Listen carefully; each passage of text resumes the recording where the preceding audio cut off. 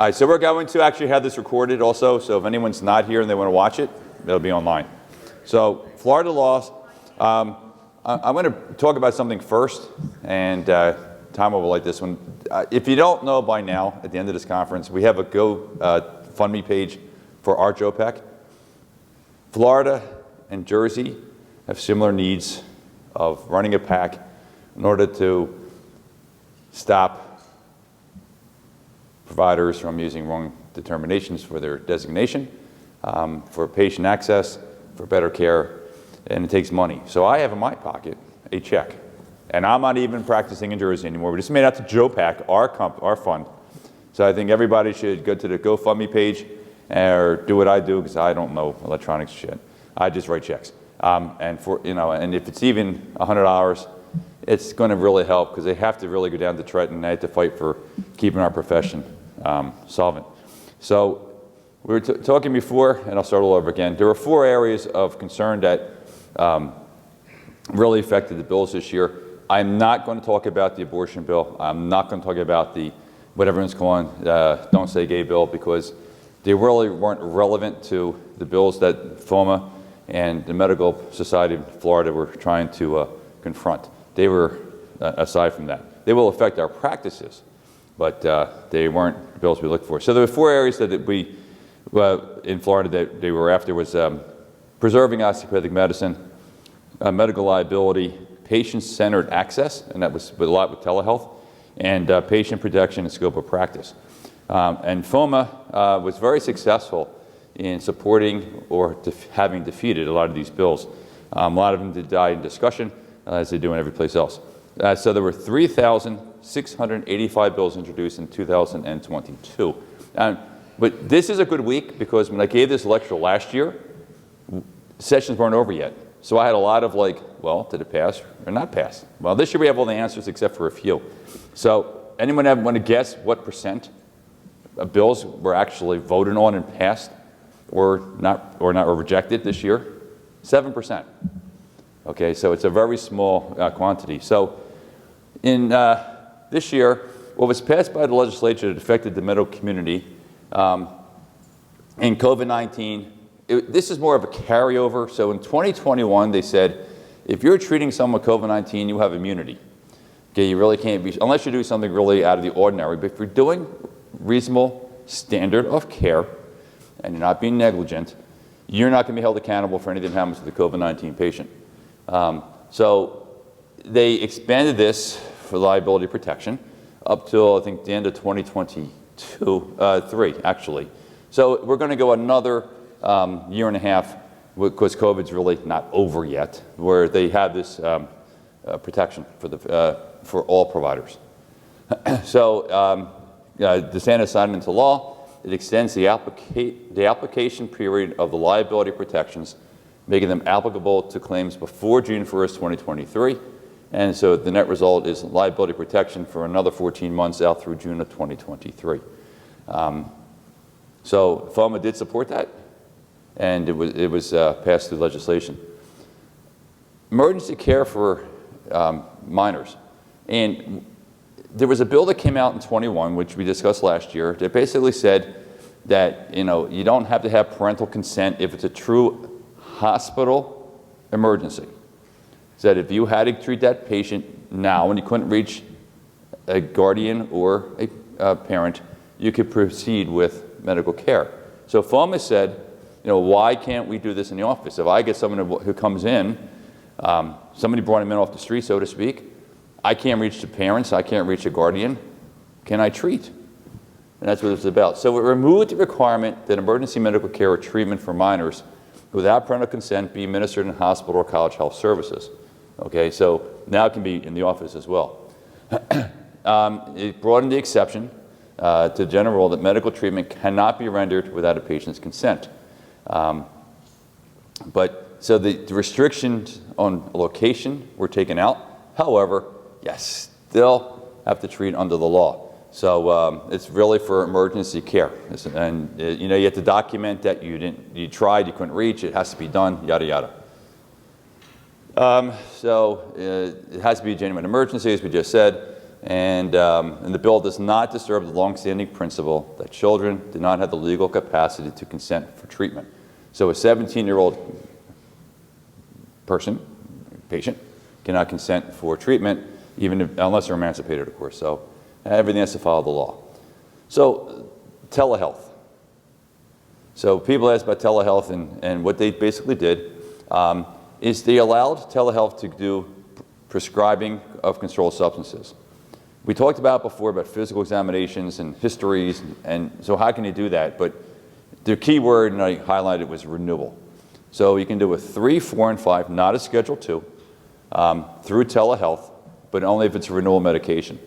And that came out because of the necessity to treat people that are on chronic medications that can't get to the office, and if you don't write for the scripts, and then there's problems. So if you want to find out normal history like side effects, reactions, if they're on opioids, are they constipated, are they having respiratory depression?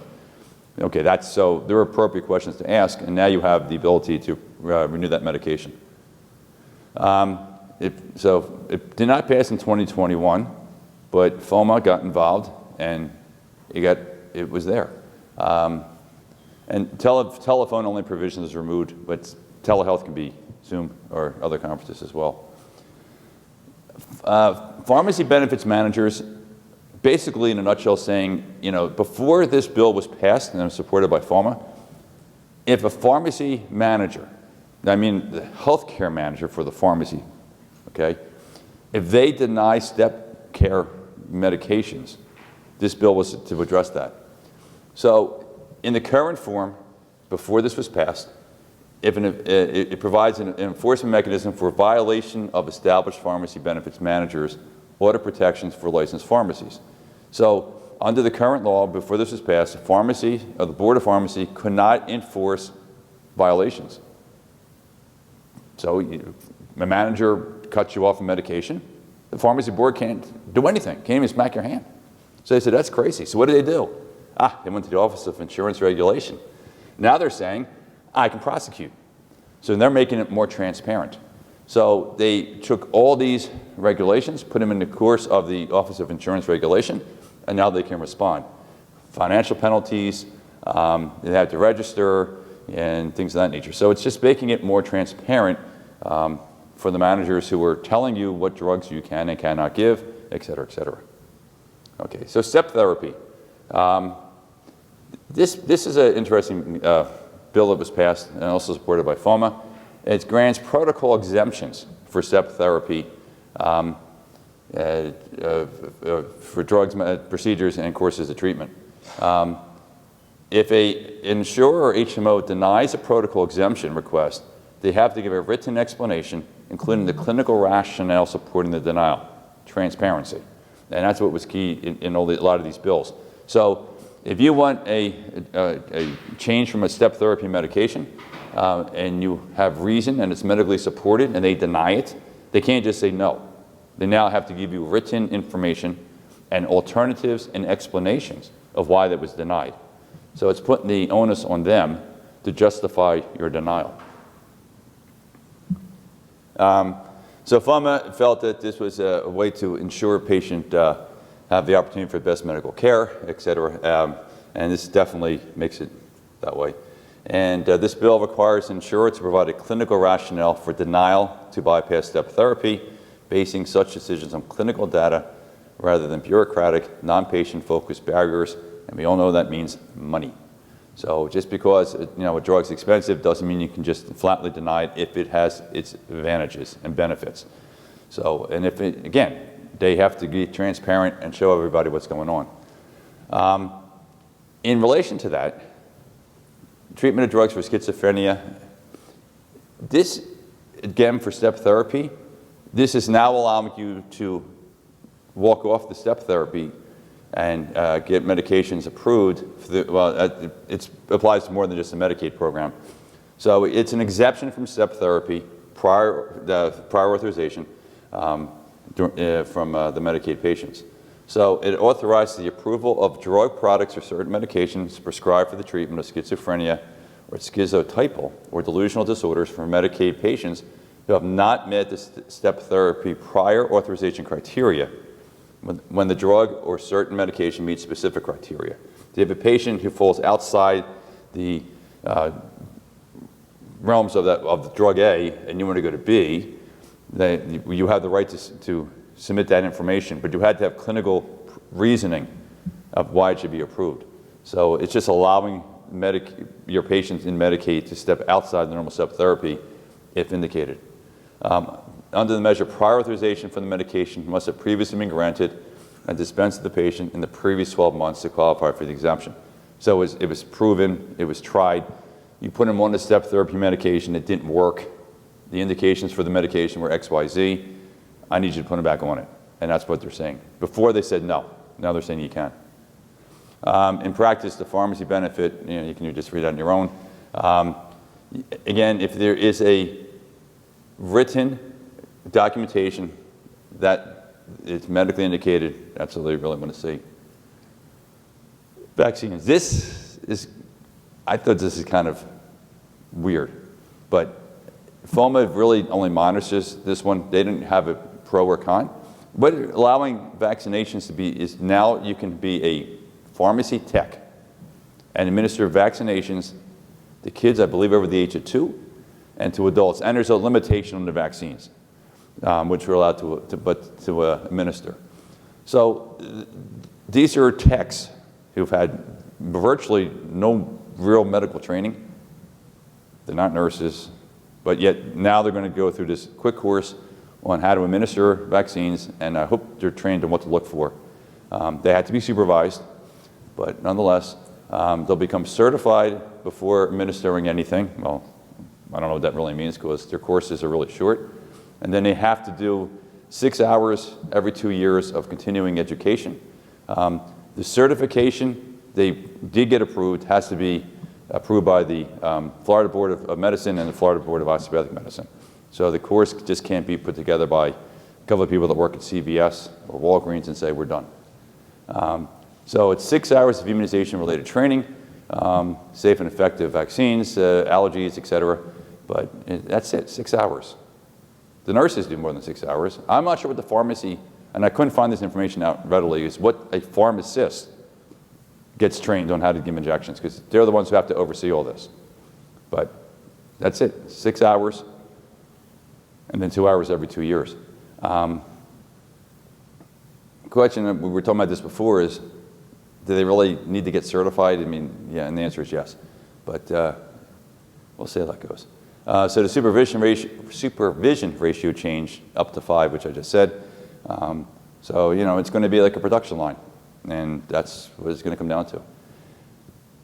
Taking away from family practice, primary care, yeah, it is. It's so easy to walk across the street to CVS. You just walk up and get a vaccination. You don't need an appointment for most vaccines. And they take your insurance gladly, and they give you a little Band-Aid that says Walgreens on it, and you walk out the door. Yeah, you have a question? Are they going to track complications? Yes. They got to be reported. Vaccine-related complication, it's been from a pharmacy. They have to report them by law. But the problem comes in is if they occur, an hour later, delayed reaction for, the pharmacy may not even hear about it. So, but if it happens in their office, yes.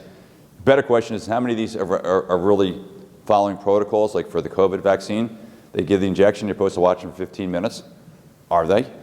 And how are they watching? They taking a blood pressure, they taking I don't even know how to use a stethoscope. So, yeah, they do it with that automatic machine. You put your arm in and gives you a false reading, but that's not exactly good medicine. There was some kind of a ICD-10 code for where they received treatment. No, not that I'm aware of, because it's a group charge. So you're charging for the vaccine in that setting. You don't really have a encounter with the patient other than administering the vaccine. But when I see them in the office for a cellulitis at the site, I don't think there's a code I can link to say this was from a pharmacy. No, I don't believe there was either. Steve, Steve's not here. He would know everything about that. I don't know. Anybody from the board here? They were in the back, but they're not here. We'll try to find out for you, but I don't have an answer. All right. So drug-related overdose prevention. This is, it's all basically talking about Narcan. And what it's allowing to do is that emergency administer Narcan via auto-inject or nasal. can be given by people that aren't certified providers. Before, it was, you could be a police officer. If you had training, you can get it, EMTs. But now it can be done even in schools as far as being able to administer. So the bill amends the original bill to require hospital emergency departments and urgent cares to report the treatment of actual or suspected overdose victims treated at those facilities who were not transported by an ambulance. So if you have a person that comes in off the street and they got Narcan, you have to now report that because they're tracking overdoses in the state. It's still a huge problem down there, especially with fentanyl. So that's when, so now the bill mandates that if a patient comes to the hospital via non-ambulance or EMT sources, they have to be reported. So emergency opioid antagonists are now considered part of the substance abuse program, so they have to be educated on that. So you're talking about physicians, nurses, everyone has to be well-versed on the use of Narcan, which obviously in our professions is well known, but teachers, outliers, even people that maybe work in the movie theater have to know about Narcan if they're going to use it. So now it's part of the program. And the big difference in this bill, or the big addition to this bill, was the use in schools. I guess, there must be still a lot of drug problems in elementary, no, not elementary school, junior high school and high school. And now you can have naloxone on premise, and there's immunity for administration if it's someone who's gone through the proper training. So a school nurse or a school teacher can actually go ahead and administer Narcan without the fear of being sued. Okay, so these are the bills that got passed, were supported by FOMA or monitored by FOMA.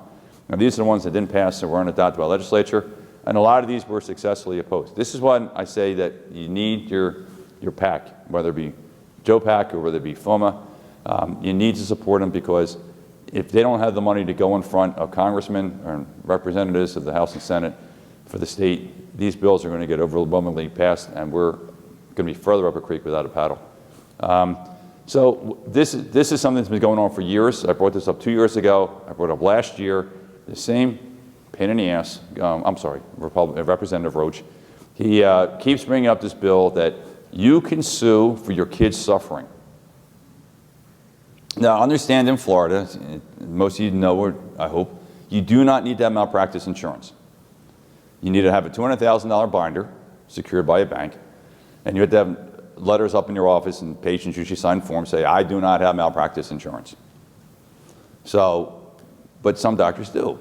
So this bill is going to allow for you to sue for malpractice for pain and suffering in children, okay?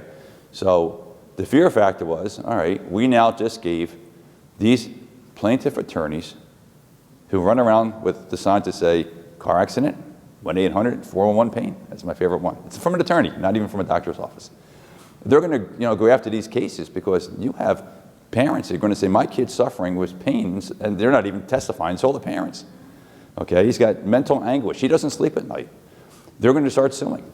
So this died in Rules Committee, which is thankful, but FOMA actually went ahead and worked a lot with this bill. So the reason they got denied is this, as I explained, they're worried about medical malpractice going up, especially when it's a contingency fee basis. And it was just going to really escalate the amount of wasted money, and not only that, wasted time in the court system. So this was not there. Anesthesiologist assistants, this was also knocked down. So the proposed legislation would have modified the definition of direct supervision. Okay, so I'm an anesthesiologist, board certified, and if I have a nurse anesthetist, I have to be on premise by law for them to administer anesthesia. This bill was going to take that away and said I have to be available for supervision. So, so they got nixed. So again, they were taking away from the word present to available. Not good for the patient care. And I tell you, when I speak with anesthetists, they don't want these things passed. Because if they wanted to have that responsibility, they would have gone to medical school. They've all told me the same thing. They're very happy making their nice salary. They work 7 to 3 or whatever. They go home. They don't want this aggravation. They don't want to have to be sued. They want a supervising physician on premise. And again, if there's a complication and there's no physician, what are they going to do? Call 911, that's your only option. You know, so a lot of these bills are, I think, are really introduced by higher ups in the organization for prestige. Oh, I had that bill passed. I sponsored that bill. Not realizing that a lot of their people don't want it. Okay, autonomous practice, opposed. This is huge in Jersey, guys. This is why your PAC's so important. FOMA has fought this for 3 straight years, and I'm happy to report it hasn't passed. But there's another interesting one in here, too. The midwives, okay, it would have required nurse midwives providing out-of-hospital birth service to have a written plan for the proper delivery emergency care. Okay, so there's no doctor on premise. These are like people that go to houses and they deliver kids, and then they have a problem. What are you going to do? So it was deleting the requirement that nurse midwives have a written patient transfer agreement with the hospital and a written referral agreement with the licensed physician. Did not pass. So this bill did not pass. So midwives have to work with physicians still for a course of action should there be an emergency like a C-section, you know, a nuchal cord, whatever the case may be. Next one. Okay. So this is successfully opposed to. The nurse anesthetist wanted to change her name also to a nurse anesthesiologist. That got denied. So again, here's the key word: collaboration. Okay, there's our key word: collaboration, rather than supervision. So again, you're taking away, now a physician doesn't have to be in office or in practice or in the hospital. They could be home, still supervising, but now they're, you know, they can be taken out even further. So I don't want the word collaboration in this case, but so this was denied, so we're all good. Next one, prescriptive authority. Again, it was successfully opposed. It would allow psychologists, Psych D, PhD, to administer, prescribe, discontinue, and distribute prescription medications, including controlled substances. I don't think they had pharmacology. It's not part of their course curriculum. Certainly haven't had anatomy or physiology, unless they took it in undergrad, which would basically have been non-human. But you're going to allow psychologists to do. They did this with optometrists, and optometrists got it passed in Jersey and other states as well. But psychologists have been fighting for this for years. Yeah, they can use certain eye drops and medications for myopia and things, but or pressures. But psychologists, with absolutely no, at least they had medical background. These guys have no medical background, really, except what they study. Anyway, it wasn't passed. Medical specialty designations. This is, if you take a goal, so the APNs or the DNPs wanted to have the ability to call himself doctor and wanted to be able to have independent practices. Independent practice did not pass. So now you say, let's take another avenue. Let's have distinctions. Okay, so I'm an APN and I'm going to call myself a clinical cardiologist. Can't do that. Failed. Okay, so only medical providers, DO or MDs, are allowed to call themselves clinical specialists in whatever field it is: family practice, pediatrics, cardiology, whatever. So, and they made it, and it's interesting, it was grounds for discipline. So FOMA got involved, okay, and they wanted to make sure that anyone who had distinction or specialty criteria before the merger with ACGME was included in the bill. They fought for us, because all those guys over here have been certified for 30 years. We would have been excluded because we weren't ACGME necessarily certified. AOA certified, but not ACGME. They said, no, we're going to get them into the bill, and they did. Fast, easy. But then we have some other wonderful people who watered down the language so much so that it really made no sense, and it got lost in the rules again. So it fell apart in session the final week. It'll come back again next year. But the bottom line comes in is that people are always looking for ways to get what they want. So if they can't call themselves doctor without distinguishing that they're an APN or a DPN, Now they say, well, I'm going to call myself a clinical specialist, but they cannot do that. Okay, and that's all the bills. That's a untouched picture from my backyard. Any questions on the bills? Again, I didn't want to go over the really bad ones because they're too political, and I was able to file with a couple from last year. So this, remember, AROC 2023 is the same time week. We'll be done session again next year, so we can go over the bills that were successfully passed or not passed. And again, support your PAC, and we do have that GoFund page. And that concludes AROC 2023. Thank you, everybody.